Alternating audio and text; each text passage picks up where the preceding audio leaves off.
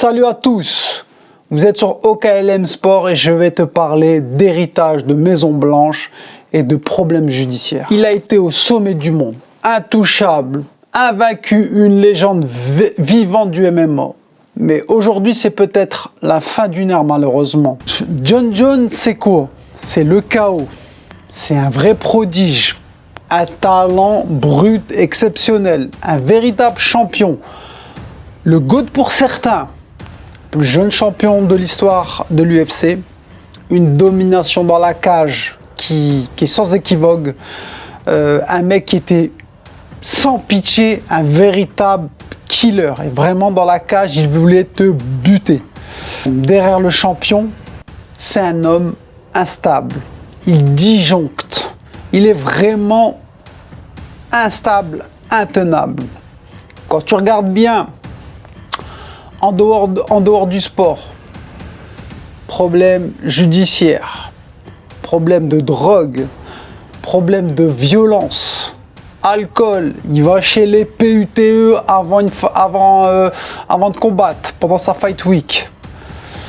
À chaque fois que le mec il perd dans la cage, il y a ce côté sombre qui arrête pas de grossir en dehors de la cage. Le mec il a tout, il a une carrière sportive incroyable.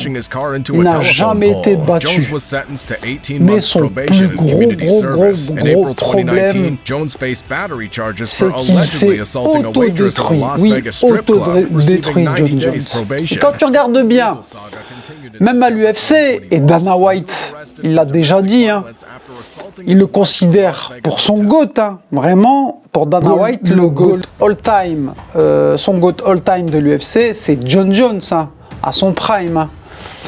Mais avec lui, dans les affaires, dans le business, ils étaient tout le temps en désaccord. Dana White ne savait jamais sur quel pied danser avec lui. Et ça a duré toute sa carrière à l'UFC.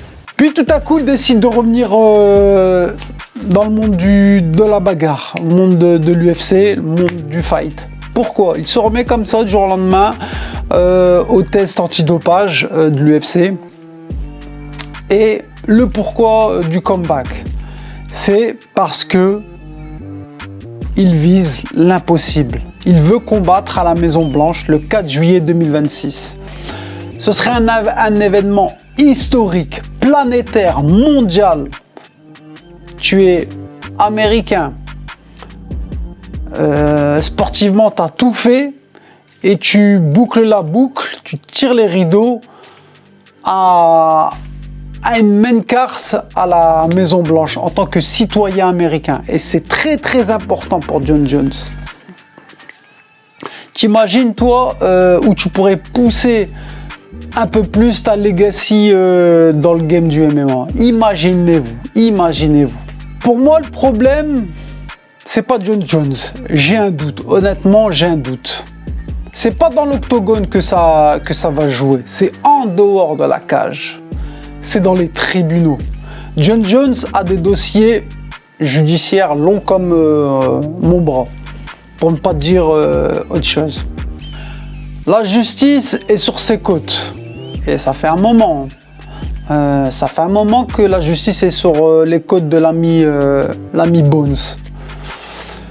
Et une institution comme l'UFC qui n'arrête pas de grandir,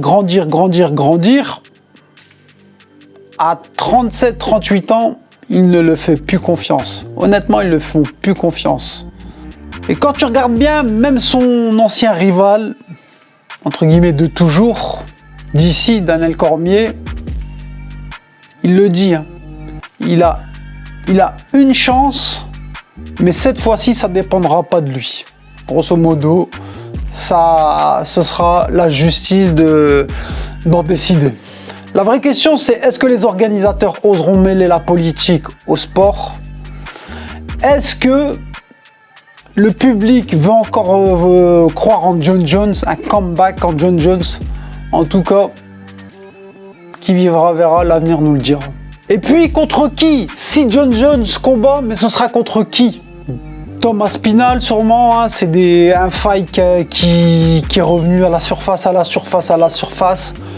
Que ce soit Thomas Spinal ou un autre, honnêtement, Jon Jones, il en a rien à foutre. Il s'en fout pas mal de l'adversaire. Lui, ce qu'il veut, c'est marquer son histoire en étant le premier Américain à combattre à la Maison Blanche et pousser encore plus sa legacy dans son sport, tel un, je sais pas moi, LeBron James, 41 ans, il joue encore, un Cristiano Ronaldo, 40 ans, qui a tout gagné, joue encore. Il veut, pour moi, Jon Jones veut être dans les bouquins d'école. Il veut prouver, pour son passé controversé, avec tous ses problèmes, pour ses erreurs commises aussi, pour avoir une carrière incroyable. Et si Jon Jones combat ce fameux 4 juillet 2026, ce ne sera pas juste un combat. Ce sera son jugement dernier. Le moment de prouver qu'il n'est pas juste une légende du sport, mais un homme capable de changer le game. Jon Jones a déjà vaincu les plus grands de son sport, mais aujourd'hui, il doit vaincre le seul ennemi qu'il n'a jamais su mettre à terre, entre guillemets, c'est lui-même. Rendez-vous peut-être à la Maison Blanche le 4 juillet 2026. N'oubliez pas de vous abonner, partager, commenter. OKLM Sport est disponible sur les plateformes audio et oklmsport.com, le site référence du MMA. Portez-vous bien. See you. Peace.